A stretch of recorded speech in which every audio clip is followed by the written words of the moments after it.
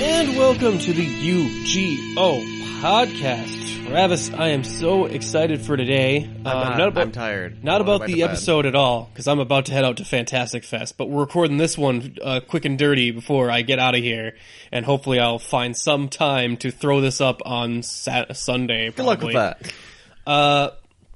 But yeah, it is exciting. We were talking about Team 4-Star just like wrapped up the third season, so that'd be fun to talk about. We never actually did the whole big abridged episode, so I thought I would talk about some, Team 4-Star and some of our other favorite abridgments and stuff like that. Is that an official term now? Abridgments? I think that's a word, right? I don't think so. Let's go to our special guest for this week, because of course I'm Nick the Merc with a mic, and I have my special guest, or I just have my special co-host, always special, Travis, the god of the pod himself. Hi. And I know the one person that would know the word abridgments. It's that smart motherfucker, Justin Zarian. Justin, how you doing? Oh my, thank you for asking me, but I fear that Lord Frieza would say it's very gay to talk about abridgments. That is a pretty good Zarbon, I gotta tell you. That's not bad, my friend. Yeah, I mean, it's a little harder in the morning when I'm groggy, but... That is pretty good. Abridgment is a word? Is it then? Or is it not? Abridgment is an actual word, I think, but I don't know if that's the official title for what you call abridging an anime series. Sure. I didn't know what the shorthand version for, because they're getting prolific now. I didn't know exactly what to call a group of them. Yeah, well, you need an abridgment where it's like, okay, so Dragon Ball Z Abridged is an abridged series, but if you consider how much content they put out, it's pretty lengthy. Even it's almost like a season worth of show, Well, oh, definitely. At first, the term what was interesting is that the term abridgment really is just I know it mostly from audiobooks that I listen to, the abridged version of audiobooks that basically just condense down a story and basically skip over parts, which is kind of interesting. Yeah. But yeah, before we get into that, I wanted to talk about just a couple news stories today. And the trailer that dropped, I just one big one. I want to talk about Captain Marvel. And so that... So I'm going to confess, I still have not actually watched it yet. I've been busy for the last day, so... Ooh, okay. I don't think Travis has watched it either. You know what? We'll take a timeout in the middle and just watch it for a minute. Yeah, here, I'm going to pull it up. All right, so we'll queue it up for later, and then... Should I pause, or should I just keep recording? Just keep recording, and we'll both load it up here while we go through the news segment here. Well, first, how's everybody doing, guys? Oh, I'm tired. I want to go back to bed. I can understand that impulse. Not everyone's on the same sleep schedule as me. You mean the lack of sleep schedule? Yeah, I mean... Sleep, that totally inefficient substitute for caffeine. What are you talking about? Nick, I don't know if I've ever asked you this, but are you a Terminator? Because it feels like you never sleep at any point. It's more like a vampire or like Nosferatu. I only need a couple hours of sleep in my coffin, and that's about it. And really, it just needs to be kind of like light meditation, like it's napping. So you're an elf in D&D then? Right. Yeah, that's more like it. Or a vampire. They're the same difference. Sure. Fuck elves. Elven vampires. Yeah, I may not be up on my mythological creatures. But, yeah, Justin, how you been, my friend? I've been good. We talked a bit off mic, but I've been grading tests like crazy. And for people listening out there, don't try to BS your way through a test if you know that the TA is grading them, because I read all the answers. I know exactly when you're trying to cheat me or make me think that I'm dumb. It's just like... man, I told you, my teacher designed this test to be hard, and I have not seen this many F-worthy papers in my life, because these students, you can tell who studied. You can exactly tell who read the material, who retained their information, and then you can tell the people who just sat there and just kind of brain farted their way through class, No, well, you can't get one by this Justin Zarian, which makes me think, hey, why don't we go to that segment of This Just In with Justin?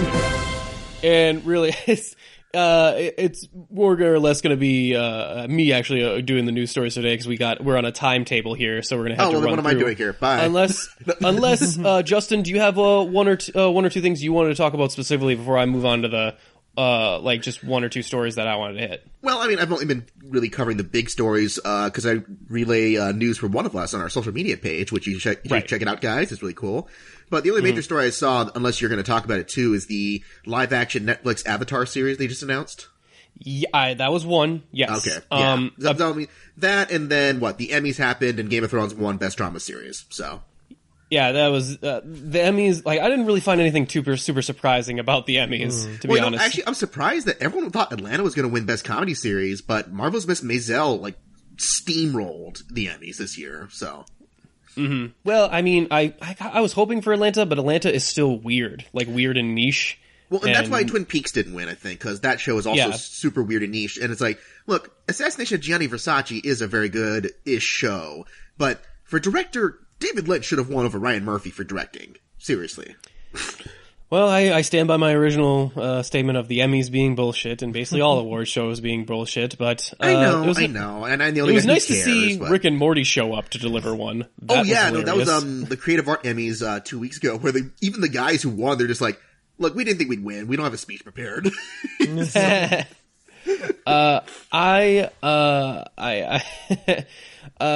yeah, the Avatar: The Last Airbender. Sorry, one last thing.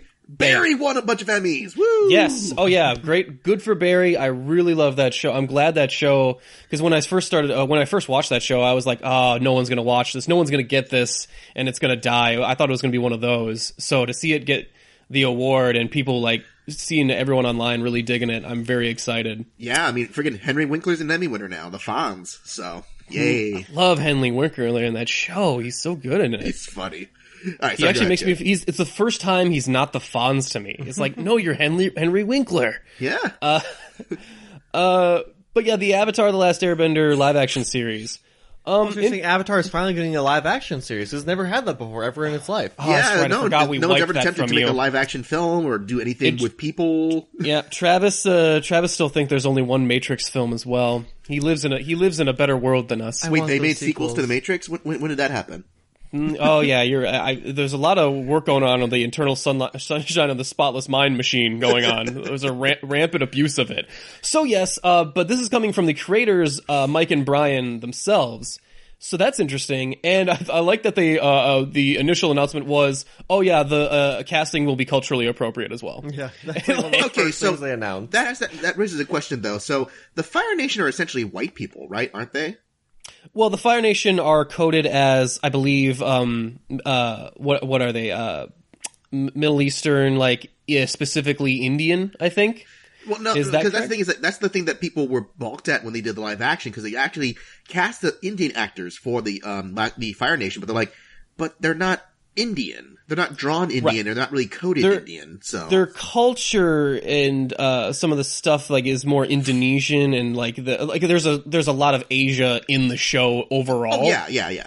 So some of them get mixed up. Like the Water Tribe are supposed to be Eskimos, but they also have but they also have other cultural shit in there as well, like from other like Native American tribes. They're like the weird thing about Avatar is like everyone's they're a mishmash of stuff, and it works in it works in animation because like no one can tell like who, what, or anyone is. You just gotta play with shaders. Like this person made this color today. It doesn't like, and no one really thinks about it that hard. It's like the anime rules, where it's like technically they're all set in Japan or Japanese anime, but they're all drawn with different kind of cultural like design for their faces. You know, like they have bigger eyes, they have different expressions, kind of thing. See, I always thought that the Fire Nation, for me, I thought they were reminiscent of Japan industrial revolutionized Japan, of how they were advancing their weaponry. Yeah, see, I see that's more like Korra, where they have definitely much more Japanese industrial design to it, so.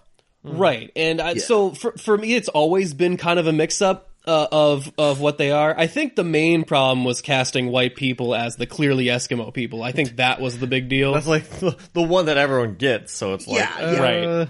So that was, I'm not sure. There's no mistaking that they are Eskimo and dark and brown skinned, you know? Yeah, that one was a layup, and you guys kind of missed it.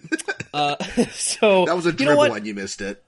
I'm not sure how I feel about this, because on one level I I thought I really wanted it at one point, but then I thought like maybe it's just better we keep this as an animation in its original form. I'm kind of split. Travis, what do you think? It's gonna be bad. Is it? Ooh, okay. Let's face it. Like, show me a live adaptation of an animation show that's good. Show it to me. I know there's one, and I can't think of it off the top of my head. I think there's one as well that everyone always brings up as the exception to the rule, but I can't. I heard the live action Death Note's not that bad. I got shit from not thinking it was that bad either because it's a big split on what it is. Also, the Fullmetal Alchemist one on Netflix. Netflix doesn't have a great track record for this kind of thing. I don't think that one's that bad. I remember we don't think that one's that bad. The Fullmetal Alchemist movie. Well, I don't think it's terrible. I just find it's not great. No, but that's the problem. Is that the best you ever get from these is that's not awful. I think the problem is that the long form format really works for the show, so hopefully that what this one is going to be a live action series, so it's not going to just be a movie, which can help. So I think that might help it out. Yeah, but the problem is that so much of the storytelling is built on animation, crazy expressions, big designs. It's like, yeah, you can do a lot with CG, but even stuff like character expressions, they're really built for an animation medium. Like when you think Sokka's expressions whenever he's being goofy or funny and that stuff, it works because he's a cartoon character, A lot of the fights are real badass just the way they're choreographed and look like a moving painting. And it's not impossible to catch it in a live action series or do something similar. No, but you need people who can fight. That's the thing. Don't do CG or wire fu stuff. Like, hire some people where even if you enhance like the actual airbending or firebending stuff with CG, just get them to know how to do the motions and the combat. Yeah, and more than 5, and keep the ratio to like one person to move one rock for earthbenders rather than 5 people. Oh wow. But yeah, that was interesting. I think Disney's also putting some weight behind some of their live action shows, including they're going to spin off some of the B cast of the Avengers films, including Loki. Loki is going to get his own series. Scarlet Witch. Yep. And a couple others of the not the big uns, like Chris Evans doesn't have time for a show, or Hemsworth, or any of the Chris's. So of course though, like when you think of people who deserve their own TV show, you think that girl who's not even called Scarlet Witch, she'd only ever get so much screen time, and it's weird because she's technically like one of the most powerful Avengers. Yeah. With the ill-defined powers that could really do anything. Well, that that is the thing, is that even in the Age of Ultron is like, he's fast, she's weird. Like, they don't want to pin down her powers because they don't want to figure out, that was one of the things in the Marvel Universe is like, we don't know exactly what we're going to do with Scarlet Witch at one point. We know we want her for something big, but we don't exactly want to pin down what her power set is. Well, they don't even know what they want to do with, magic is always still really vague in their universe. Well, I'm actually interested to see if Scarlet Witch would hang out with some of the Doctor Strange wizards and see how they interact. Yeah. Like, if they have any crossover whatsoever. Yeah, either them or doing some magic stuff with, Thor level kind of magicians, because she falls in that level where it's like, it's magic clearly, but since we've defined magic in so many different ways, it's hard to tell what way she goes, Right. Well, I'm excited for that. The Marvel doesn't have the same track record for their TV shows as they do for their movies, but maybe the directness of this Disney service will help them out, although I'm not sure who's in charge there. Who the main, showrunner, or who will be on some of those shows. I can pull it up quickly, for the shows. Yeah, for the service, I know there's probably a head person, but for the shows, I don't know. Yeah. So, yeah, there's that. Let's see, one more. Though, do you think Tom Hiddleston would do a Loki TV show? Like, he would actually, want to devote that time? He seems to really like playing that character. It's his most profitable character, for sure, so... And I think he has a lot of fun playing it, too. He plays it up I've seen him play it up at cons. I remember there was a cute Instagram story of a girl that was taking a picture with him, and it was like, oh my goodness, you were... you're so tall in real life. I feel like, what was it? He said I can kneel down in the picture for you. And she's like, no, I should be kneeling to you. And then, right before they take the picture, right beforehand, he whispers in her ear, you'll all kneel, you realize. And they get the picture right when she's laughing. So obviously he loves the fan interaction and is really into this sort of thing. Oh, so. yeah. No, even one of my colleagues here on my campus, she is like the biggest Tom Hiddleston fan, where she showed off her phone and she's literally gotten a picture with him for the last like 8 cons that she's been to. She's managed to get a picture with Tom Hiddleston. I'm just like, wow. Yeah, I tell you what, that guy, he is like, when you look at a still frame of him, he's like, yo, man, he's classically handsome. But the charisma he exudes is like, man, that guy's sexy as fuck. Yeah, but don't ask Brent Spiner if you think that he's a tough guy or not, because he won't agree. One more story before we hit the trailer. Apparently, there's some discrepancy now on Bert and Ernie. Yes, okay. I saw that one. Which is so weird that the official HBO or one of the writers of one of the previous seasons of Sesame Street previously had announced, like, oh, in my mind when I was writing and creating for the show, Bert and Ernie, as a gay man, Bert and Ernie were gay for me because that's what I understood, that's what I read as them when I was young. And it was important. I thought it was an important thing, and like he just said, like, that's how I read it, and that's when I was working on it. Was my mindset. He didn't like. Because he said he modeled after him and his life partner specifically. So yeah. And that's been a common theme amongst the gay community for a long time. Oh yeah. So, and that's also been just assumed by a lot of people too. Oh sure, we all make jokes about it, but the Sesame Street creators, they oh yes, it's great that everyone can see people in themselves in our characters, but they're always like they're always cagey about it, but they let the speculation go, and everyone has a fun time. And I don't understand what possessed what's his name? Frank Oz. Frank, yes, I knew it was Oz. Frank Oz comes out and actually is one of the only creators from Sesame Street that have outwardly said no, they are not gay. And I don't know what possessed him to do such a thing. Because he's the creator of the characters, so he knows what they are. Wow. Okay. So I don't mean by that. Even if he does think that, like, oh, I created them to be straight, doesn't he realize that that's not the best thing to just outright and say? Well, I think the problem is that Frank Oz, because, he's like 80, 90 years old, so he's really old. I don't think he understands that Twitter is not a healthy environment for mature, thoughtful discussion on what he thinks is or isn't something. Well, here's my thing. So his exact words here are, what was it here? They have no sexual orientation. They are puppets. No, that wasn't his actual post was different than that one.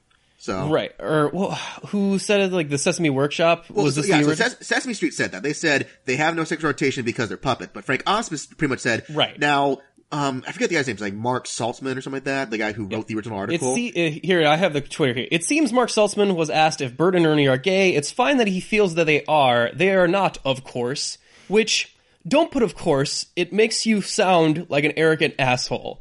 Does it though? Because yes, it makes it sound like you're dumb for thinking that they're gay, and why would we be? That's the thing, is that it's it's only speculation. It's because it's never been it's kind of the same thing with Sesame Street. Like, they're not any sexual orientation; they're children's puppets. But if it's never specifically said, why am I an idiot for thinking that they are gay? Because, like he's saying like, oh, it's so obvious that they're not gay, and it's so not. Like, it's the problem that, Frank Oz comes from that mentality, kind of like Jim Henson, where it's like, they want him to be open to whatever. It's like, we don't want him to make a label for anything. This is the thing, is that he is not open to them being for whatever. He says that, but he directly conflicts with that, because he says, what did I have? I just lost it here, but the tweet was, but by what that question does it really matter? Why need to define people as only gay? There's much more to human being than just straightness or gayness, which is a cowardly out of saying it, because what he's saying, would that then be okay if we define them as bisexual?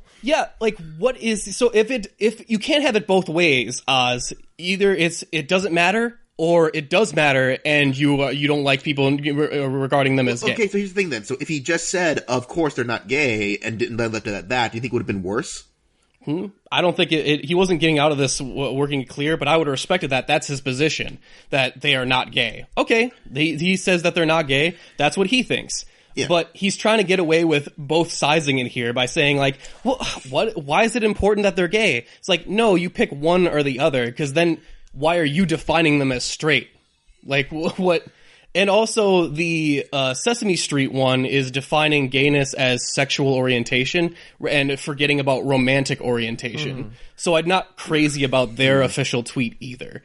But so, yeah, I don't understand why you would actively try and like take away a gay icon from people that found him. So, like, even if you didn't intend it, like, oh, well, I didn't intend this to be this meaningful for a people that barely get any representation at all.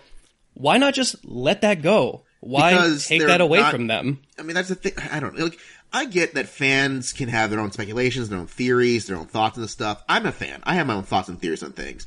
But it's, again, the thing that it's never been confirmed one way or the other with Bert and Ernie, because that's not a goal of the show. That's not the focus of the characters. And so why is he policing what people are determining them as? Because he created the character. You know, like, I think like the artist, in this case, it's not a case where the artwork has been, you know, passed down for generations and people can analyze and interpret it. The actual guy who wrote and created and designed the characters and voices them is still alive. You know, that he has an opinion on it. So it's like, look, right, fine. But he's not the only one that has written and done the puppetry for these people. Because he was the guy who created Bert, specifically. He's the guy who voiced Bert and designed him and created him originally, like the first guy. Right, he's the first one, but not the only one. Why does he get all say all and be all? And then once he dies, then are Bert and Ernie gay? There's a weird line here that I don't like. With you know, look, if he had just said that no, they're not intended to be gay and tried to and was that his position, I could disagree with him, and then everyone go like, well, I think he thinks they're straight, I think they're gay, and he's trying to get away with this whole like, because I think in his mind he knows that it's not quite PC to like, they're not gay, I don't like that, but I can't really say that. He definitely does not care that. Yeah. So I don't know. This was real fucking stupid to me, and I don't understand why he didn't. Why can't people just shut the fuck up, like on Twitter, especially on Twitter? I don't even understand why people have Twitter. I don't know. I think that he should be able to say whatever he wishes he wants to say. And I mean, like, look, fine, yes, if people got bent out of shape about it, then sure, but yes. that means we all get to call him an asshole about it. Like, sure. That's not what freedom of speech is. Freedom of speech is you get to say it, and no one's going to take you to writer or puppet jail. We're just going to tell you, like, oh, Frank Oz, you're a dick. Sure. Like, no, absolutely. It's his right to express that, and then everyone else's right to react to how they express that. That's totally fine. So, yeah. I don't know. Travis, you want to weigh in on this one? I mean, I think we're thinking a lot about puppets in general. Anything that of Frank Oz's opinion or Sesame Street's opinion is not going to stop anyone from thinking what they think. So, yeah. I mean, I just like it too that he did actually like one of my replies back on his Twitter feed. So, oh well, then he's a fantastic guy, real upstanding gentleman. But I'll tell you what, we'll agree to disagree on this point, and we'll just watch something. Hopefully, we can both agree on, which is Captain Marvel.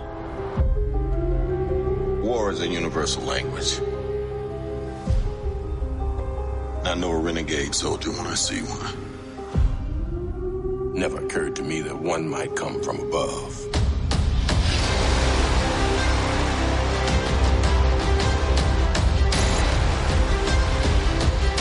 Space invasion, big car chase.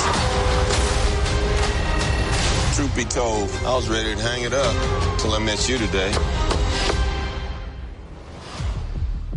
So you're not from around here? It's hard to explain.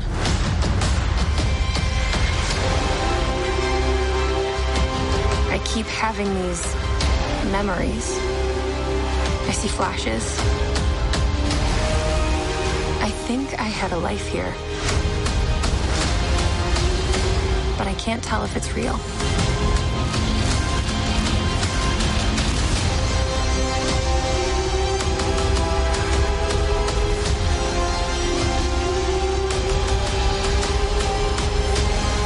We have no idea idea what threats are out there. We can't do this alone. We need you.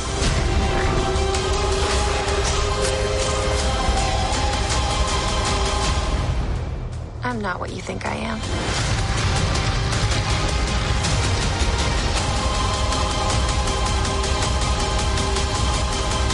All right, so that was the trailer for Captain Marvel. What do we think, guys? That's all right. Interesting.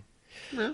So this one's a little more low-key than a lot of the other Marvel movie trailers. Very, very serious, actually. I don't think there was almost reminds one me of, joke. Reminds me of the Doctor Strange trailer, almost. Like, it kind of has that vibe to it. Sure, yeah. A whole new world of weird monster, of weird aliens and energies and all this stuff. And just that same like self-serious tone. It's not as funny. It's a little bit more like like focused, a little bit more dramatic-minded kind of thing. Yeah, I guess the funniest part is her flying to that blockbuster. Like, I mean, the funniest part was her punching that old lady. When she punched the old lady. Yeah, oh, right, exactly. So I can only assume that has to be a Skrull, right? Because I see them in the trailer too. No, she just hates old people, clearly. So yeah, they're shapeshifters. So Nick, how excited are you that they did Skrulls?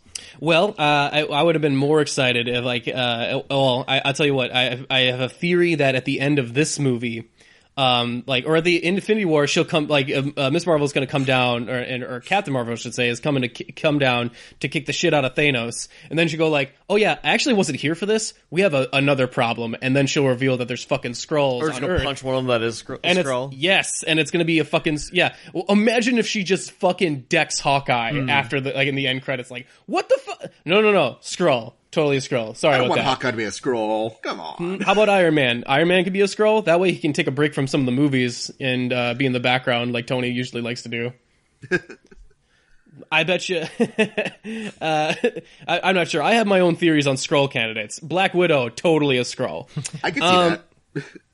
And I'll tell you what. There's not a whole lot for me to get out of the story structure from the trailer itself. It's a lot of just kind of what the look of the film is going to be.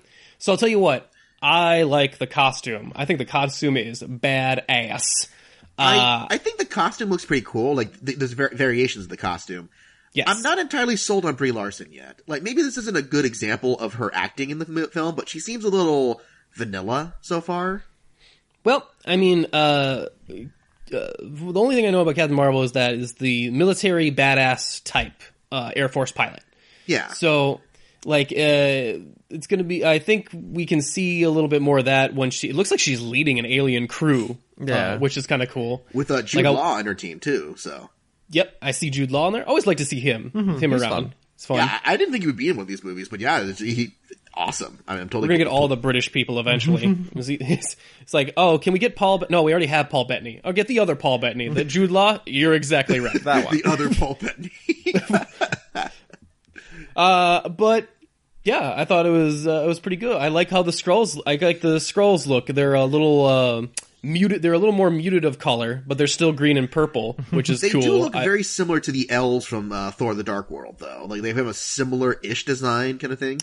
Well, yeah, I mean, but the problem is that someone had to remember what those guys look like. So exactly. I don't think it's an issue. If you mean they're angular and have pointy ears, yeah, I mean that's kind of what the look is overall. And I think the Skrulls are a little more bulkier in the comics, but then again, you want them. I like that they just made them people in prosthetics rather than CGI. No, that was kind of much neat. better. I prefer that for sure. I like that they went that way with it. So, oh, and I love that the main bad guy who's leading the Skrulls is Ben Mendelsohn. Of course, he's the bad guy in this movie. Well, I mean, Marvel doesn't really go out of. He plays the same villain ever since Rogue One. Literally the same exact villain. I mean, when Disney has a bad guy that works, they just like him. Like this is, and as far as Disney, like Marvel villains go, they normally do they don't really go anyone that goes against type for that sort of thing. I think, like Michael B. Jordan was probably their most out there pick for as far as person to play a bad guy. Well, Robert Redford as a bad guy was kind of out of his range for him. Yeah, okay, I suppose that's true. Yeah, But yeah, I like to look at the trailer. Travis, you're not as know as much about Captain Marvel, I would assume. I know next to nothing about her. What'd you get out of it? I don't know. This trailer it didn't give me a whole lot to go off of. I'm like, this looks neat. Okay, I mean, but other than knowing that it was a Captain Marvel trailer, I probably wouldn't even understand what's going on. Sure.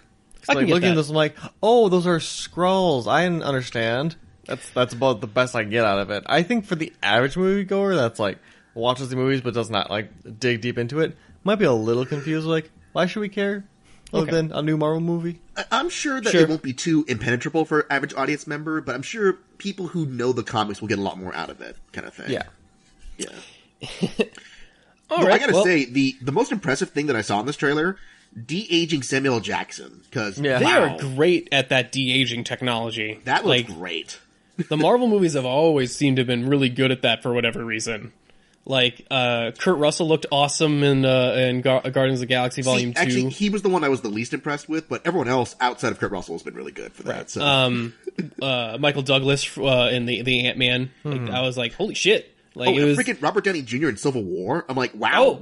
They pulled him straight out of one of his movies for that one. Babyface Downey. Like, it was like, holy shit. I was thinking like, oh my goodness, am I watching like Kiss Kiss Bang Bang again? No. Oh, and even better, in close up too. Like, not just like it far away, but like in the front of the shot, you can see it, and you're just like, wow. It's almost an actor's profile headshot. Yeah. He's leaning against the wall there. All right. Well, since we are running short on time, should we move on to the main topic of the show? Sure. Yes, indeed. So, Season 3 of, for those of you who don't know, the Team 4-Star guys, they run an abridged version of Dragon Ball Z. Chala, the very popular... If I could speak Japanese, I would sing the rest of it, but... they clearly don't either, because they just start singing in Spanish after that in their version. Yeah, so... they take the long-running series of Dragon Ball Z and shorten it down and add the humor to it. And they've been doing so for quite a while now. How long have they been at this? 10 years. Yeah. So they have just finished up Season 3 after quite a long hiatus. And to most people, this was going to be the end of the wrap-up. That's what they kind of said. So, yeah, well, I mean, that's what they said. And I would say that this was one of the times where the internet was surprisingly restrained. And they're like, you know what? You've been at this for quite a while, and... obviously this was a big deal to you, and you've given us a lot of content, and I feel like the internet was not, I don't think, at least I didn't hear anyone harassing, like, no, keep it going. It didn't sound like that, no more than usual. There were some of those people, but there was a good majority of people who were just like, look, we'd like more, but if this is it, then this is fine, kind of thing. Yeah. It felt like that was the common consensus, like, it wasn't, maybe if it was in the middle, like, maybe it was like right after Season 2, it would have been more like a split between the internet. Maybe people just aren't excited about seeing the Boo Saga again, even in abridged format. Yeah, I think people still want to see what that would be like, but then again, it's the problem. It's like, yeah, the Boo Saga is just sell, but not as good, so. And it seems like that's going to be that'd be a lot more work for them, because like, oh, take this really kind of shitty arc and make it funny for us. Mm-hmm. I mean, to be fair, they've taken some of the really crappy movies and made them really funny, so. True. Right. And I think it was easier for them to do stuff off of, like, obviously they still love the show. Mm-hmm. They absolutely love it, even recognizing some of the flaws that it has. Well, that's what makes them so great in doing parody, is that they're not doing it just to kick the show. Right. I feel like a lot of other abridged series do that. They're just like, is this stupid? It's really stupid. Look how stupid it is. It's like, no, it's silly. It's dumb at points, but we love it. We enjoy it. So. Right. So they've obviously gone on to other greater success with other stuff too. I think a lot of them actually have actually started voice acting in actual anime projects. Well, yeah, because they're officially dubbing an anime called Hells, where they actually have a bunch of their voice actors in that. So, so that's pretty cool. Good for them. So it was very surprising to me to see that at the end of the season 3 finale, they announced that Season 4 will be coming. I have to suspect that maybe they worked a deal out with Toei, because I'm pretty sure the pressures for them to end were coming from people like Toei, where they're like, threatening legal action kind of stuff. Sure. Yeah. Well, they also, some of their YouTube videos and stuff go in and out of existence of like they get taken down and they get put back up. So right, and they constantly, and it's in having it. I've actually started to deal with that with some of our Steven Universe things, and it's actually just. It made me just kind of like, okay, if it gets taken down in some countries, sorry countries, I can't fight YouTube on this. Mm-hmm. I don't have anywhere near the pull as even the Team 4-Star guys, and they can't even keep their shit up. Or just the fucking time to constantly fight them. Yeah. Right. So there was a lot of stuff that was contributing to that decision, I believe. So it was interesting to see them coming back. So how did we feel about the season 3 finale and season 3 overall for DBZ Abridged? Because I thought it was a very satisfying finale, and even would have been a nice series capper if they had stopped. Yeah, I think it just shows that they continue to get better and better, because, I mean, they've had their ups and downs in a few spots here and there, but on the whole, these guys just continue to learn. They're like Saiyans. They get beaten down, they get stronger with every fight they do, because they just, like, even this last season, I mean, the last 3 episodes for episode 60, the audio and visual quality of this is getting so much better. It's crisper voice acting, it's better sound effect work, it's better layering of sound effects. It's just, they really know how to master their craft right now. They're really, really good at it. Yeah, if you go back and look at some of the earlier episodes, they're a little shorter, they're rougher. The humor is actually a little more juvenile.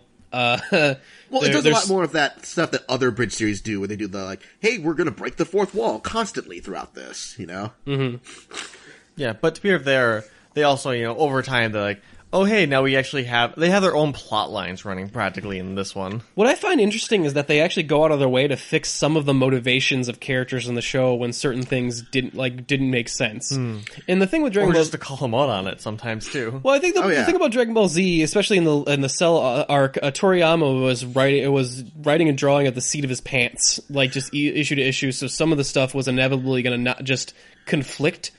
Because apparently his editor was really big on that problem, where he would actually, he came up with the design for 19 and 20, the androids, and he's like, yeah, who wants to watch this old dude fight these guys? Let's get the new androids. Okay, now we got some new androids. They're too pretty. Let's get another android in there. Okay, Cell. Ooh, he's too scary. Can you make him look a bit different? It's just constantly, that's why he was flying with the seat of his pants, just like, I can't freaking satisfy this dude. So it's interesting to me that the Team 4-Star guys, obviously because they sit around and just shoot the shit about Dragon Ball, they actually come up with reasons for why certain things happen. Consider the one of the part 2 and finale or whatever of season 3, where they actually give Goku a better motivation to trick his son into fighting Cell. Like, they actually give him oh, well, I'm not going to be around forever, and I need someone to be... Oh, that was part 1. Yeah, so... Yeah, it was part 1. I forget which one it was. But he gives him a better motivation to do, to do the things that he does, and it still makes Goku selfish, but yet it's not ridiculous to, like, it is in the show where you're like, wait a minute, what? No, it's actually surprising, because, wait, Goku thought ahead... But then Piccolo had to drop the facts again, just like, yeah, you may think this is what you were hoping it to do, but... Yeah. And, they make Piccolo's and Gohan's relationship actually even more poignant than I even think the show ever does. Oh, yeah. Like, it's you feel like it's fun to see them interact, and some of the characters, even the lesser characters that don't get much to do in the actual series get to hang around and be, just kind of running jokes on themselves, like on that point, I think Yamcha has become one of my favorite side characters, because, look, everyone knows Yamcha is the worst, but the fact that they acknowledge how much the worst he is, they kind of made him much more endearing than he ever was in the show. I like that he's there and trying. Yeah. What's his name? He's basically a cheerleader. Yeah, Falero, the guy who voices him, he's just such a great voice for that character, No, Yamcha's just the best cheerleader ever, essentially. I think someone has to carry the senzu beans. One of my favorite gags with him was when they're bringing Gohan out to fight. It's like, Gohan, really? He wasn't even on the list of people to fight. Yamcha was on the list. Wait, Yamcha was on the list. Halftime entertainment. But yeah, I thought so I'm very impressed with what these guys have done, and even in their own clever writing around stuff, and. Even certain arcs, I love that they even skipped over the garlic arc? Garlic Jr. Yeah. And they just like, Popo's like, nope, we're going to take care of that real quick. And also, I love what they do with Mr. Popo. Everyone loves it. It's just where he's just this sinister, satanic force of destruction kind of thing. You're just like, yeah. It's interesting that their most endearing characters tend to be ones that don't stick around for a while. But Mr. Popo is one of those that goes to stay. Because everyone loves, like, anyone that's doing the voice with Takahata 101, we all love Nappa and Guru. And they went out of their way to like bring those characters back. Oh, yeah. Like just Nappa. Any chance they can ghost Nappa. Oh, and now Nappa is a movie producer because he got resurrected. Yeah. And I love the joke. They slip in so much like inside humor there. They're like, oh yeah, we got this new actor, Mark Satan. Need to work on the name though. Maybe Hercule. Huh. So they're worshiping this guy named Satan. Do you think they know? Hail Satan! Hail Satan! Oh yeah, they know. They know. That's always the weirdest thing growing up. I was just like, why the hell is this guy named Satan? I'm very confused. Is he the devil or not? It still doesn't make any sense. Seriously. I love. So yeah, I love actually all the voice work that these guys do. I really love the fact that they brought back both Nail and Kami. That's a great addition that they get to keep those characters around and that they've just been absorbed into Piccolo. And that's an easy play on the editor too. Yeah. Of just like, oh, I just need a still frame or two of Piccolo looking back and forth and suddenly I have a conversation between three characters. Oh, and I love too that if you actually listen to it on headphones, Kami and Nail, they're on separate earbuds. Like, Kami's on the left and Nail's on the right. That's awesome. They're on stereo mix. So yeah, there's really some smart editing and writing going on in this Abridged. And I got to tip my hat to Kaiser Neko, the editor. And the director. And director. I think they all take turns doing some voice direction as well for the people that guest star as well. For the guest stars, but Kazuneko is kind of the overall voice director from what I see in the credits. So, and it's Lanny Patur and Takahata also are some of the main voices and writers of the show. Yeah. And of course they get great guests like other famous abridgers like Little Karibo comes on, does his Frieza. Frieza is the greatest. Yeah, he's just so funny playing that character. I'm not sure if they got him on there just as a favor to him or because Lana Pator didn't want to do the original Frieza voice. Like, well, it's funny because actually Little Karibo auditioned for what's his name, Captain Ginyu originally. So that would have been a good one too. Well, yeah, but I actually listened to the audition tapes, and his Ginyu was not nearly as good as what Masako X did. Well, actually, was it Masako X? No. It was what's the guy's name who voices Barrett on Final Fantasy? It's one of the few black actors they got on there. I forget their call signs or whatever. Yeah, I need to look it up. But yeah, so originally it was going to be Little Karibo, and they're like, yeah, your Ginyu's okay, but what if you read for Frieza? And then that's what happened here. So that's great. And yeah, so I find that, of course, if you're looking for the best comedy series abridged of established properties, Team 4-Star is the top. Like, I didn't think there was any competition. No, it's not a competition. They are the top. The closest one to them would be Little Karibo and his Yu-Gi-Oh! Abridged. Which, it's funny, because like, he's the first. Like, he's the guy who's accredited as being the first guy to really do a big series like this. But I've never, ever thought he was the best. Which he's got some good writing stuff in there too, but it's also he's doing a lot of it himself, and yeah, like he's hired on a few extra people now and then, but you can tell just by the fact he does almost every single voice in the show. Like there's only a couple characters he doesn't do in the series. Right, and I like some of I like Kaiba's whole like screw the rules, I have money. That's fun, and. It's some of the ridiculous accents, like, I don't know, his Tristan always makes me laugh. My voice gives me super strength. Oh no, now I'm a robot monkey. Oh god. Which is funny because he toyed around with that for a while in the beginning where he's like, I'm not sure if I'm going to stick with this or not, but it was such a huge hit that he's like, okay, fine, Tristan's just going to have that voice for the rest of the series. We'll solve this conflict like we solve every other conflict in this universe. With a children's card game. And see, that's part of the issue I have with Little Karibo is actually some of his writing, because he's one of those guys, like I said, where he does think Yu-Gi-Oh! Is a joke. And like, as much as he loves it, he doesn't love it enough to make it seem smarter than it is. He often likes to kick it a little too much, where it's like, okay, dude, I get it. You revived the Yu-Gi-Oh franchise, more or less, just the same way that Team 4-Star revived Dragon Ball, but they're just, they care a little bit more. They make it more endearing. Here, it's just a joke, for the most part, you know? Well, I think it's also, he leans on the running jokes a little harder, than say, the Team 4-Star guys do. The Team 4-Star guys have their running jokes, but they like to switch them up and do a little something different with them. And they're a little stealthier about it too. So yeah, when a running gag comes up, it'll have been a couple episodes, and by the time especially with their earlier it's release, also been like a few months. It would have been a few months, and you've been like, oh shit, yeah, and it's you get that little dopamine rush of like, I remember that. And even in the episode 60 when they called back Dodge and they found a new way to do it where it was such a great payoff to the gag, you know? Right. Yeah. Like it's yeah, they do evolve their jokes, even up to the Krillin own count. Mm-hmm. Oh, that was great. The way they ended the Krillin counter at the end of episode 60 was just awesome. Yeah, that's I like their conclusions on those jokes too, and like sometimes just zigging when you think they're gonna zag. Like it's a little more consistent. But I think Little Karibo, if you're thirsting for more abridged stuff, that's where I would also go. Yeah, he's got some really funny parts, and I think his greatest strength is as a voice actor. The fact that he can do so many distinct voices and sound different for most of them is actually a huge credit to him as an actor, I think.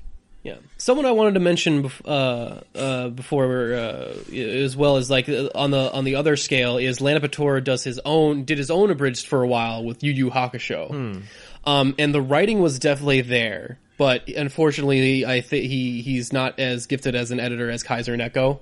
So they took a lot longer. Like it was a lot longer in between releases, and he just could not do a lot more. He was stuck with basically whatever the anime gave him, because Kaiser could cut around and then add stuff in, and like he could really play a lot with the stuff, and they could get more ambitious. And since Laney was doing this one on his own, he was a lot more limited with the stuff that he could even do. Right. But I still think that one actually was funny and had its own moments as well. Considering Nick Landis's voice range is not that of, say, Little Karibo, he still gives Hiei and Yusuke are almost the same voice, but one's much more intent, and I always know who's speaking when one of them is. That is the most important part. And he only has to change his voice but so much. So I'm like, you know what? You're pretty good at this. You're a pretty decent voice actor. Yeah. Which is why I start to feel like they've all started off as pretty naturally good at what they were doing. And they have since increased, so I'm not surprised that they have gotten voice roles on actual animated projects, like you were saying with I've forgotten what it's called now. Hells, yeah, and Hells. Even freaking Kaiser Neko and Lanny Patura guest starred, or they had cameo voices on some Dragon Ball Z movies. With I think Right. What was it, Resurrection F? They had cameos. Yes, and then I know one of them is in the game that the Xeno. Takahata's on the game for sure. I know that. Yes, he's one of them in the Xenoverse game. So Yeah, because they let his Nappa voice be one of the default voices for the characters, which is awesome. that's great.